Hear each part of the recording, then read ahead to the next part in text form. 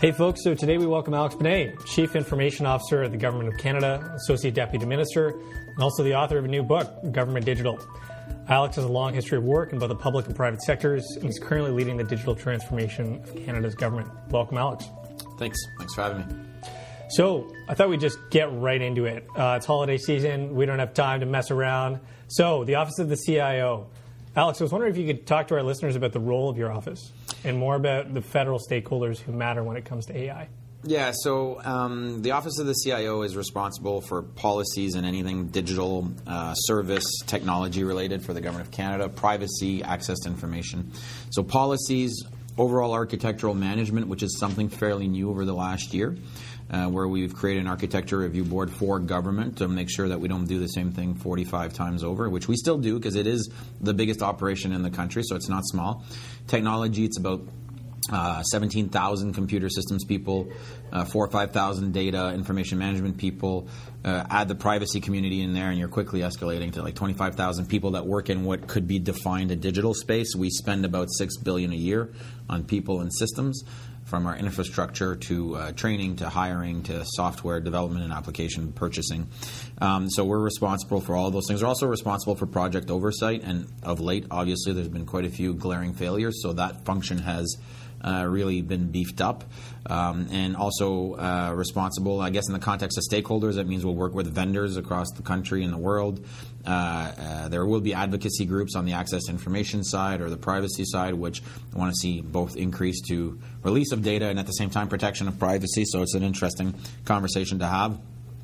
So we manage all those stakeholders, and more importantly, we're responsible for the service strategy for government, which means like the services you get.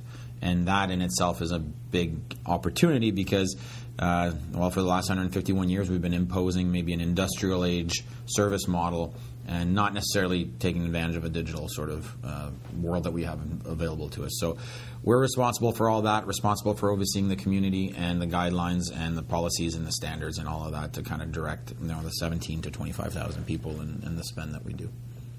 When you talk about that from an industry age to a digital service model, is there a particular example that you would draw on that might be helpful to elaborate on that? Yeah, if you look at, so in a small story to that, 1867, we had mail and in-person. That's how you dealt with the government. I don't remember the dates because Cassandra did all the research on it, but basically a little bit later we had this thing called the telegram and the telephone. And we added that service line. And in the middle of that, we added probably 10 departments. And then after that, this thing called the fax came along. And then we added probably another 10 departments. And then after that, this thing called the internet came along, and we added another 10 departments. And so we've kind of imposed our bureaucratic model on the citizen on how we deliver services. It doesn't mean that it's completely bad. It just means that if you look at other sectors, they tend to bring people along into certain service lines that are easier, more efficient, deliver better services over time. So imagine sending a fax machine to Apple because your iPhone doesn't work, right? Or sending mail. And so the difference, though, with public sector is that for us, we can't leave anybody behind. So there are communities that don't have internet access. There are communities that rely on Canada Post. So absolutely that does not replace those channels. But increasingly, there's a new way of delivering services. So why could you not use the Internet of Things and all the devices that are connected to deliver Government of Canada services seamlessly? I also don't personally buy the excuse that, for example, we tell ourselves that the elderly population in Canada are not digital. It is the fastest growing demographic of digital usage. You could go to any study and find it. Anecdotally, my parents live in the Laurentians. Them driving in the middle of a winter storm to go to get services to the Government of Canada or getting their service from Google Home, I can guarantee you they will invest in learning the Google Home because there's a lot of snow in the Laurentians in the winter. So we have to kind of move away from our traditional excuses and our traditional reasons. We don't want to leave anybody behind, but we have built up these multiple service lines with sort of multiple service opportunities and channels and not necessarily modernize all of them, or in some cases any of them. And in some cases there's really good reasons for that. Our laws, for example, have the word fax in them in some cases. So I'm not quite sure which human being thought that fax was going to be the end-all and be-all of technology forever, but it's in our laws. So we have to become more technology agnostics and when we create laws and clean up some of this other stuff. So it's just all of this stuff together makes it to it's a very, very interesting time to be working in the public sector space in digital. So one of the reasons I'm fascinated by the way that you talk and the different examples you've drawn is you've only stepped in this role, I believe, about 2, 3, 4 years ago? Okay. 1867, was it? No, yeah. my beard is very white, whiter than I expected it to be when I let it grow. But what am I, 20 months in now? 21 months in.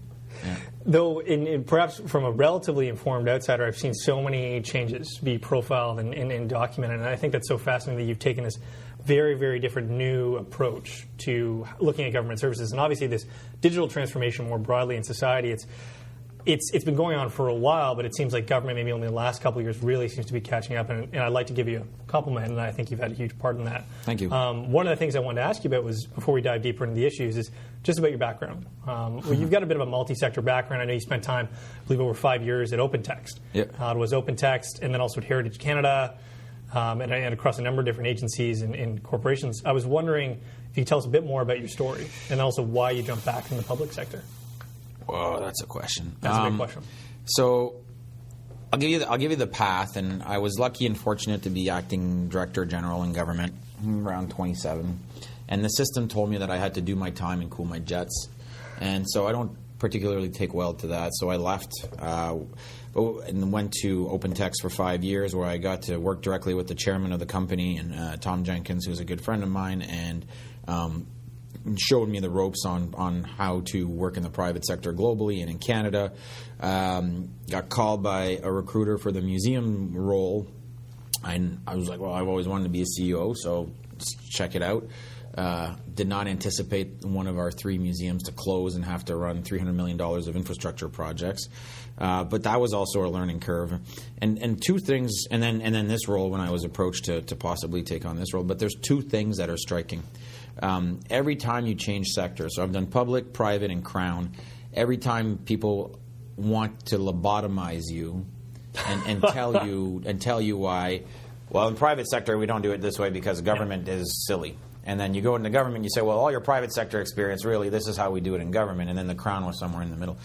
The thing that I've learned the most, I think, through that is I'm just not ever going to listen to anybody tell me that ever again. I made the mistake of doing that once when I went from public sector to private sector, and after a year in the private sector, I was like, well, maybe there's some good lessons from the public sector that you guys should be applying here.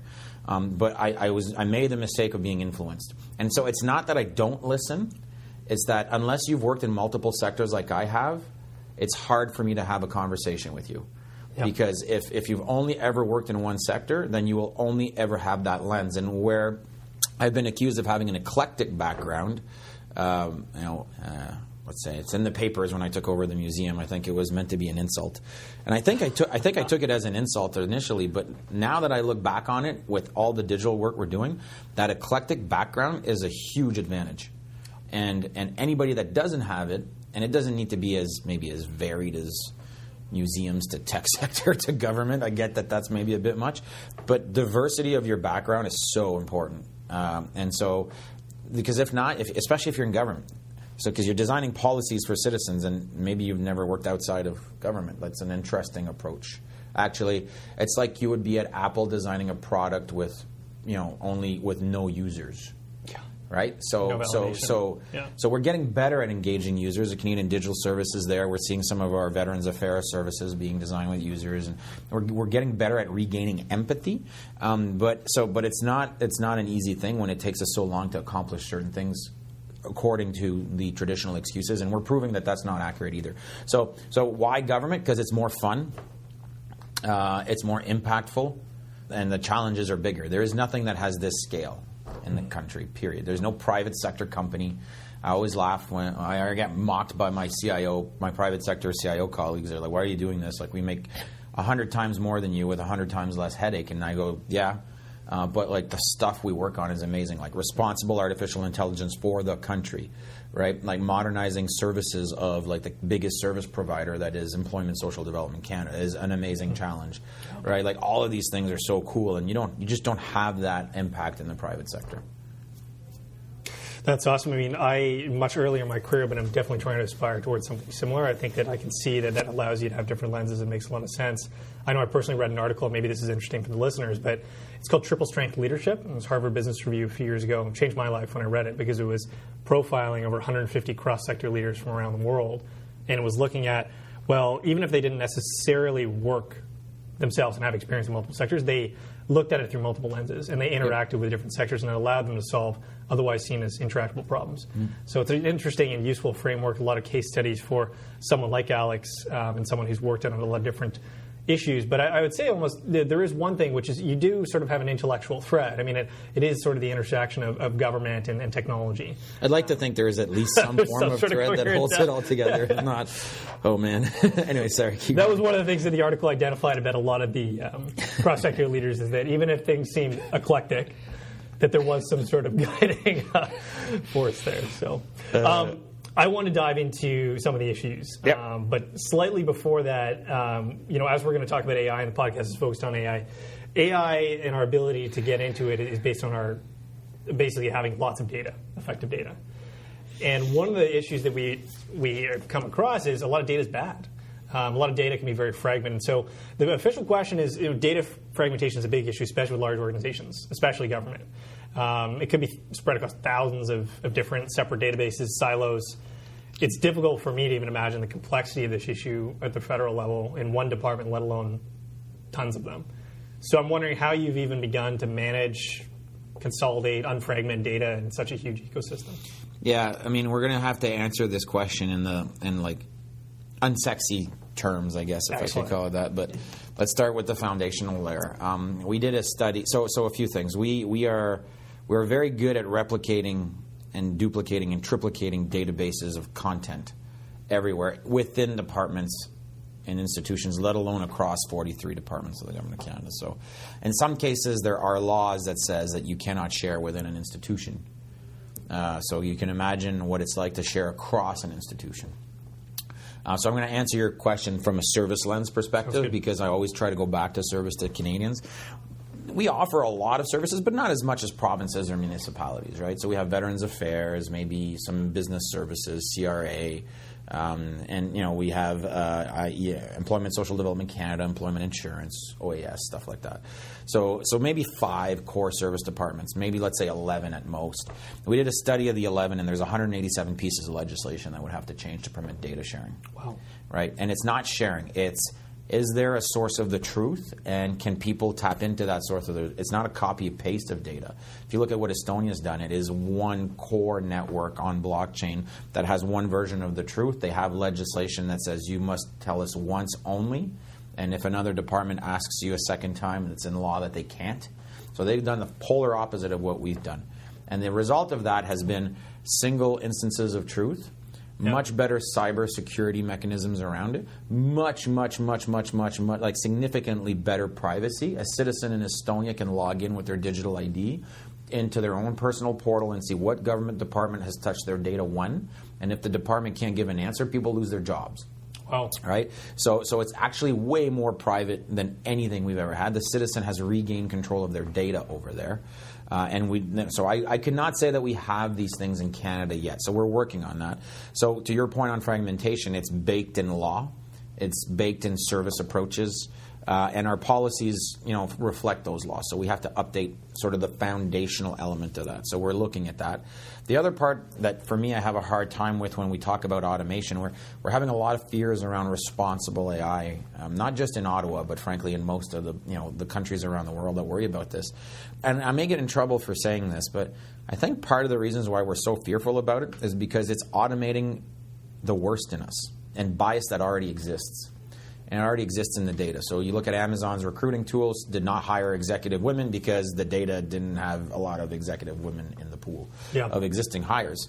We would be no different in women in tech. And we have a very bad ratio of women CIO for the Government of Canada. So if I was to automate that hiring today, it would hire more white males. All right? So I think part of the reason why we're fearful of some of these things is because the data is already biased in there. Travel with some of my friends that are from a certain ethnic group, and I can tell you that every time they get pulled over at the airport. So it's not the algorithm, and it's not even the data. It's actually our behavior. right? So like if you start pulling on the thread a little bit, one of the opportunities around sort of this AI world is that we actually, it kind of puts our issues right in our face, and we have to deal with it. And so it's not a technology one, it's not even a data one, it's actually like human values and ethics, which is what's so fascinating is because for the last 20 years it's been about the tech, and now it's created a mirror of ourselves, and sometimes we like it and sometimes we don't. And then that'll tie into the data question of yours, as well. Like, so if we have all these pools of data across government, which in a lot of cases are probably biased in one way or another, and now we are servicing citizens with black box codes from private sector vendors, I can't guarantee you the outcome of the service at the end of this. So data fragmentation is an issue, but I'd like to wrap it around the context of service and around the context of values and ethics. And like we're in a battle globally for automating values. Listen, China has scale, America has industry, and Canada's kind of stuck in the middle. All right, so I mean, this is really, really important societal conversations for the next 25 years. I think I just blew up your question and didn't actually even answer it. So I apologize. No, so it actually ties in really well to where I want to go. So earlier this year, we spoke with one of your colleagues, Michael Carlin, also with the Treasury Board, and I know he's done a lot of work to lead a lot of the AI strategy, and I believe even basically do the inception of Canada's AI strategy. Also seen a lot of your updates on LinkedIn, Alex, talking about how the Canadian government is leading the way in creating a new ethical AI strategy, as well as the CIO Strategy Council. There's a lot of different collaboration happening there with industry on AI. So I'm wondering, maybe with our listeners, could you give us more of an insight of those pieces and what's happening with some of those? And you talked about, Canada's come stuck in the middle between industry and scale, talking about the much bigger examples of U.S. and China, but what is really the Canadian approach? What are the goals for AI in Canada? Yeah, so a couple of things. So I'll talk about the Government of Canada, and I'll allude to the CIO Strategy Council a little bit, but we purposely did not set out to do an AI strategy for Government of Canada. Okay. Because we wanted, because that would take us 2 years or a year. I'm not a huge fan of talking just for talking's sake, even though I talk a lot. I'll blame my French-Canadian roots for saying the same thing in 10 times more words. But we just didn't want to have shelfware. And everywhere else around the world, they're talking a good game right now. They're talking and talking and talking. So we took a much more practical approach. So we did about 4 or 5 very practical things.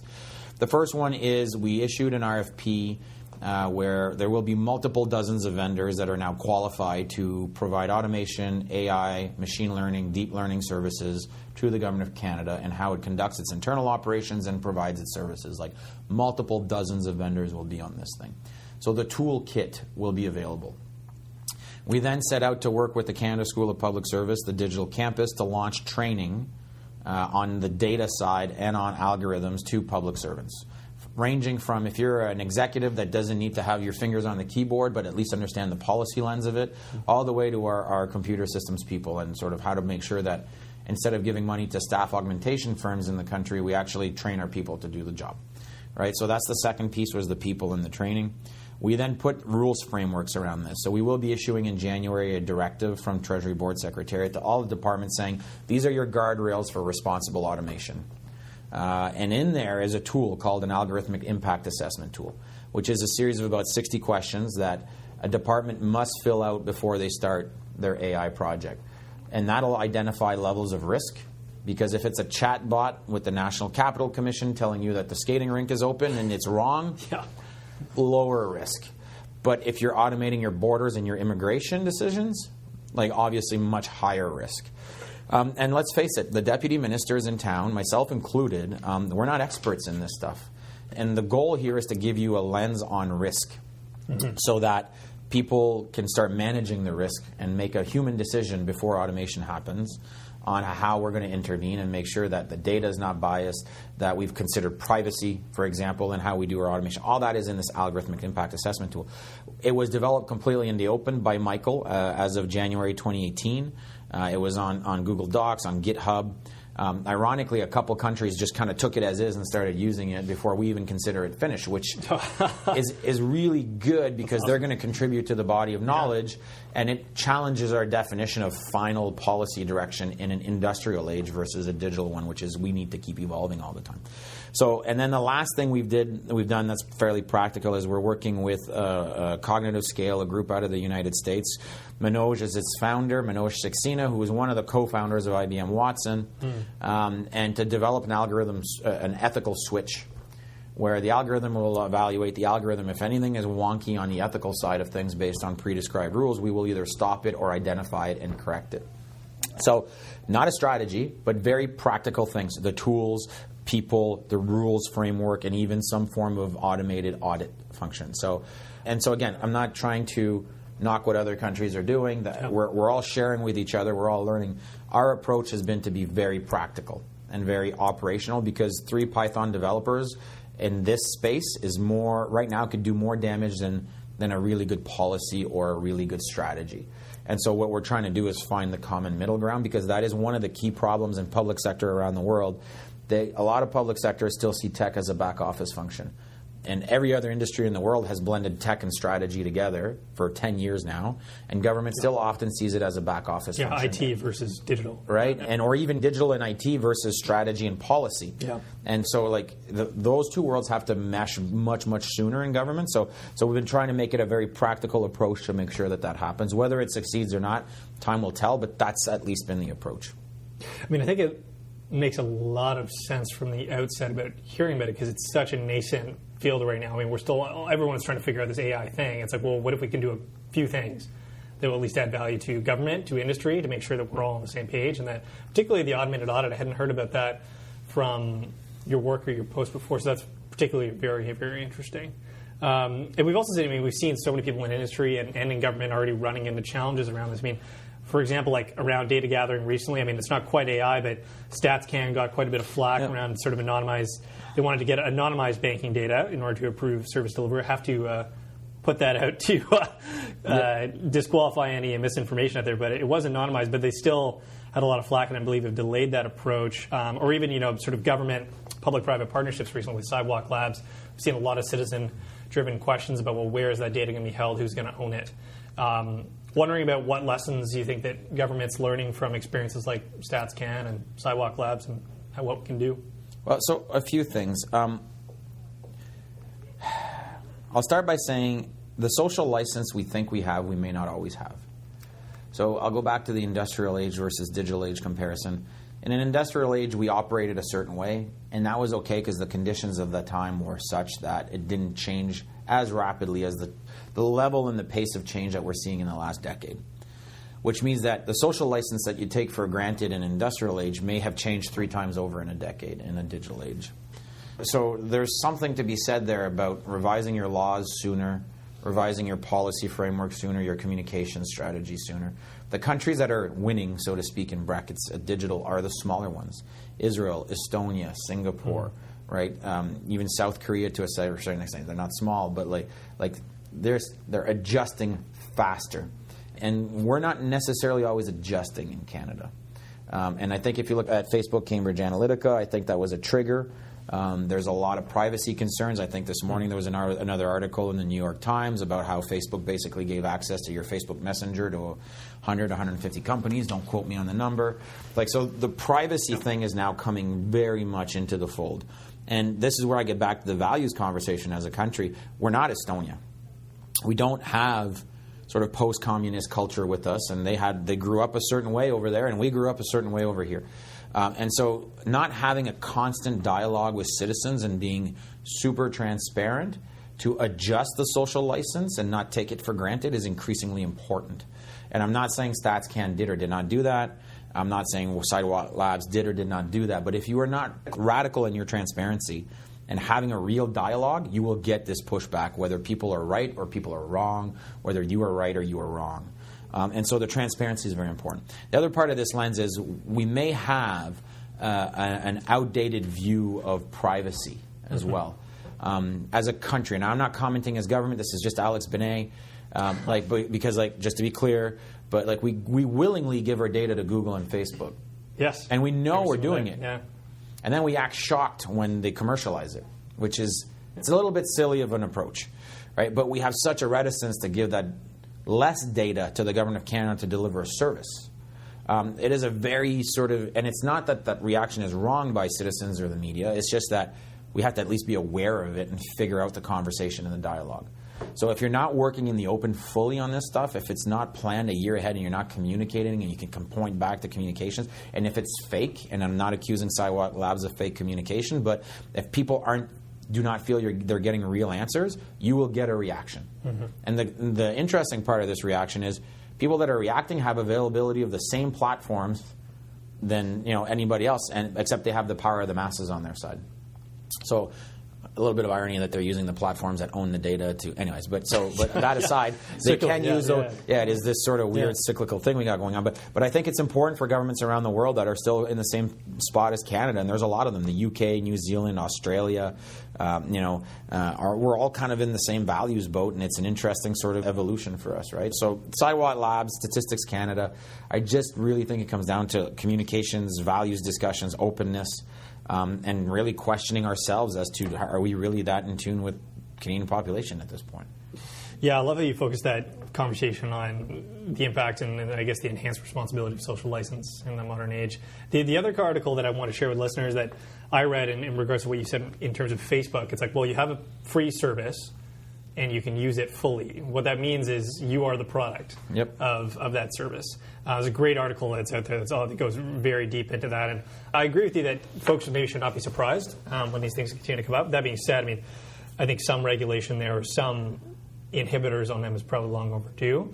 I think some social license, absolutely. There's a much added level for government, but private actors need to have it as well. In terms of, I want to shift a bit in terms of gears here, because I know we're on a time scale, but government collaboration, having citizens been able to engage with government. I know you've also opened that conversation up in terms of talent mobility, both within current government employees as well as, I believe, citizens and private groups being able to collaborate with government. Given what we're talking about and how it's far more important to have that dialogue now, what's happening? How are you helping to incentivize and facilitate that dialogue? Yeah, you guys are really good with your questions. So a few things. I think we need to completely redefine the definition of talent. Yep. The definition of talent in the government is come and join us for 25 to 35 years, and we'll put you in a box, and you'll get to do some amazing work. Like again, I chose public sector, so keep that in mind in my answer. But nevertheless, we put you in a box, and it's very process heavy, and the rest of the world is out there working together, collaborating, sectors colliding, things happen fast, and we're very process heavy. Now, you want to be process heavy because we're your government. Like, you probably don't want us to be mavericks, okay? So there's a reason why we are the way we are. But nevertheless, it's being stress tested in today's world. And so I'll give you an example of maybe being able to change the business model a bit. So when I was with the Museum of Science and Tech, so we had 3 national museums: agriculture and food, aviation and space, science and tech. That institution was sitting on a gold mine of data. And arguably the heritage sector should be working outside the firewall all the time. So historically what has happened is the heritage sector or museums have developed exhibitions where you could only come to them if you were actually lucky enough to be in that city, and the museum would preach to you. This is your history. And there would never be co-creation with the audience. Over the last 20 years, you've seen the museum sector try to co-create more. So get people into user testing groups, try things, talk. Great, that's a good first step. But what if you could completely democratize the knowledge production and the heritage production, and it became co-owned with people of that country and the government, as opposed to the government financing a museum and therefore an exhibition. So what we decided to do was release all of our content all of the time. I think we were the world's first public sector institution to be fully open by default. Wow. Obviously, private data not released. If we were collecting an artifact and it was just private, information, we did not release that. But within 2 hours of creating a document, that document was posted online on the internet. Tens and tens of thousands of documents posted in the matter of months. Okay. What kind of documents are those from the museum? So you would have exhibition plans. Yeah. You would have artifact collections. You would have historical research. You would have archives. Just a treasure trove of things. Right. Yeah. We 3D scanned the collection. We put it out there. We embedded our digital strategy as our business strategy. Okay, which is a big lesson. But what ended up happening is this: we wanted to do all these other things while one of the 3 museums was being rebuilt to gain broader national relevance. Well, the way we would do that normally is we would build a traveling exhibition. It would cost millions, and we would send it out all over the place, and nobody could afford bringing it in because the artifacts had certain conditions with it, and you would maybe reach 50,000 people over the span of 5 years, maybe 100,000. Digital gave us an opportunity to actually do it different. So by releasing the content, we had always wanted to do video games. Except a video game, a mobile game, is like $500,000 to produce, and we're a bunch of historians. We don't know how to do video games. So the odds of us doing a video game in a sort of analog or digital or analog linear industrial way would have been very bad for us. We probably would have failed. Instead, there's a company out of Toronto that saw some of the data we were releasing and said, "Hey, we'll create a business venture with you as a Crown Corporation. We will take on most of the production of this game. We just want your content. We'll give you a little bit of money back." There was an investment sharing and a revenue sharing opportunity there for sure. And they ended up creating 4 games, mobile games for us. Millions of people downloaded it in over 182 countries around the world. Money was made. And the museum didn't have to acquire that talent. So cool. What it did is it stuck to its core competency, which was knowledge and heritage knowledge, and it worked with a small 2-person company out of Toronto that quickly became a 10, 20, 30-person company, and we actually helped the economy by releasing the content. We augmented the role of our curators by making sure that the World War I aircrafts that were in the video game were as historically accurate as possible. We told the stories of Canadian pilots in the process, and then Nintendo approached the museum to do a game on the Nintendo console.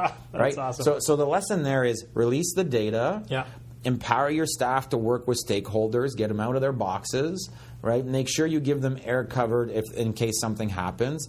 Challenge the status quo a little bit, right? And blend all of these sectors together, because maybe you don't have to acquire the talent. Maybe you just through your data you could do the thing differently. Right? And so that, to me, was a very powerful lesson that even government can change its business model. So now amplify that times 100. What if all science in government was done that way from the get-go? What would be the outcome? Right? So that's, to me, like the ultimate sort of target is we would be able to add jobs to the Canadian economy, better science for citizens, we'd add better services. What if you could create a service ecosystem for citizens, and we were not the linear only service provider in the world? And the fact is CRA has already done that. CRA, you could do TurboTax into it for the last 15 years. So it's not like it's not been done. But what if you did that everywhere, right? To me, a lot of lessons learned from that little micro experiment to how do you export that to all of government. Super fascinating, Alex. I love the, I believe it's Ingenium now example, the heritage example. We should write another article or do a post on like scaling culture or something. That's such a fascinating It's not easy. It's not easy. Yeah, it's not easy. But I think creating that environment is, I think, something you've consistently been able to do. This will probably be one of our last questions because I know we're running short on time. But just looking ahead, it's holiday time. It's heading into the new year. We're heading into 2019, and there's been a few things that have happened recently. We're sort of on the back of recent federal investments in announcements in the AI ecosystems, particularly focused on Toronto, Edmonton, Montreal, and also a recent report from the World Economic Forum. It just came out recently, and I believe you actually posted about it, but it shows that Canada has quite a bit of work still to do on our AI sector, despite our hype, and particularly with regards to gender equality, where we're falling pretty far behind. So wondering if you want to just maybe summarize a few thoughts for the new year.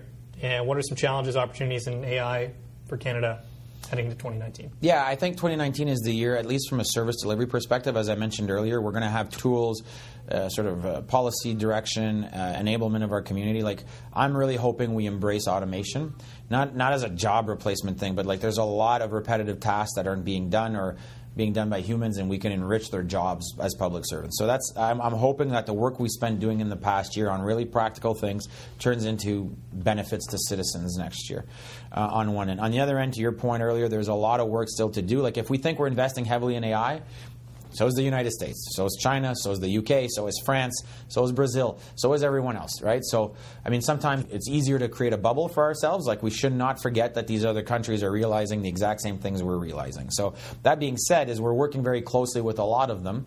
We have a group called the Digital, or the DX, or the D10, because the number keeps augmenting, but it's a group of like-minded digital nations. So, Uruguay, us, South Korea, New Zealand, the United Kingdom, Estonia, Mexico, Portugal, are some of the members, and basically we've decided to work together towards responsible deployment of automated services, and we agreed to a declaration at the last Digital 9 meeting in Israel in November. So we're going to continue working close with like-minded countries that have similar values and ethics to us. And on top of that, there's some very promising work with Canada, France. I mean, both heads of the countries in Canada and France are committed to the issue, and it's great to see. And there's an amazing partnership there developing. So we'll be working very closely with our French counterparts. And the areas that we will continue to need to improve will be most likely commercialization of some of these investments. Canada does not have a great track record of commercialization and some of our ideas. We lead on research, and we're one of the last ones in commercializations, IP management. Very interesting. Conundrum, and maybe a reflection of culture, perhaps, Canadian culture. But I thought it was fascinating, sort of briefly interrupt, but Canada is, I believe, it's the only country, I believe, in the top 10 of AI-producing countries where our patents have actually halved. In the last 3 years, whereas everyone else has continued. It's an alarming trend. Absolutely. And another alarming trend is our relaxed approach to standard setting in some of these spaces. If you look at China has made millions of dollars of investments in making sure that they're very prominent in ISO, for example, for artificial intelligence. Russia has done the same for blockchain. American industry is just forging ahead as well because they have the economic might of the United States.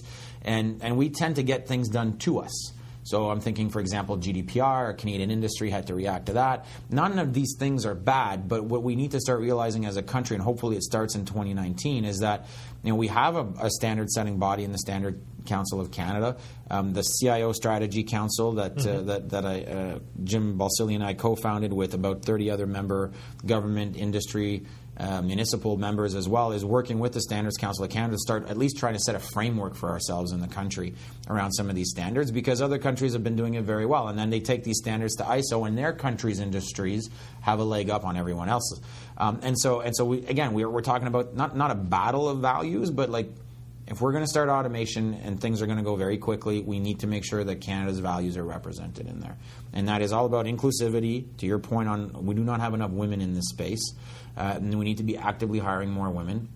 And it's not an easy thing, and I'll tell you a very personal story and then I'll stop it there, but I go out of my way to hire women executives. At the museum, 85% of our women around the table were women.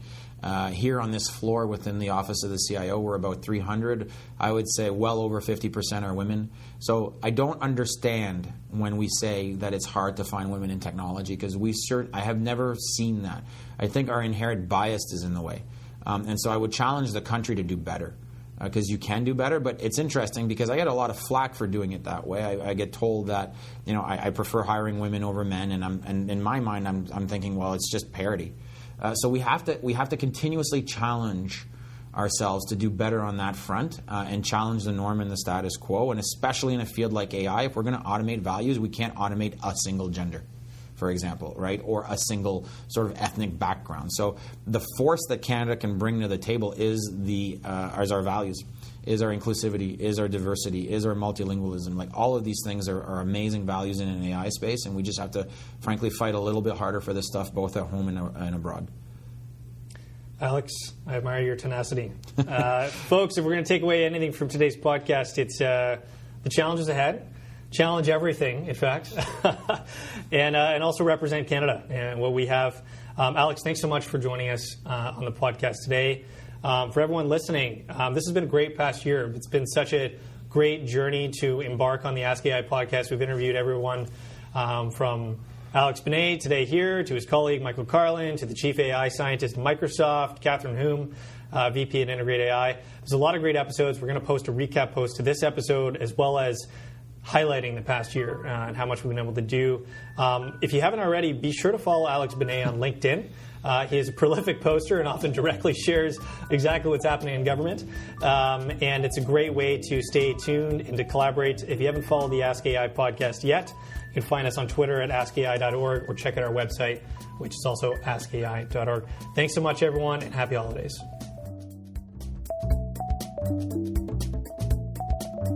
This episode's senior producer was Mike Letourneau, and executive producer was Chris McClellan. For more information, please visit our website at askai.org. you.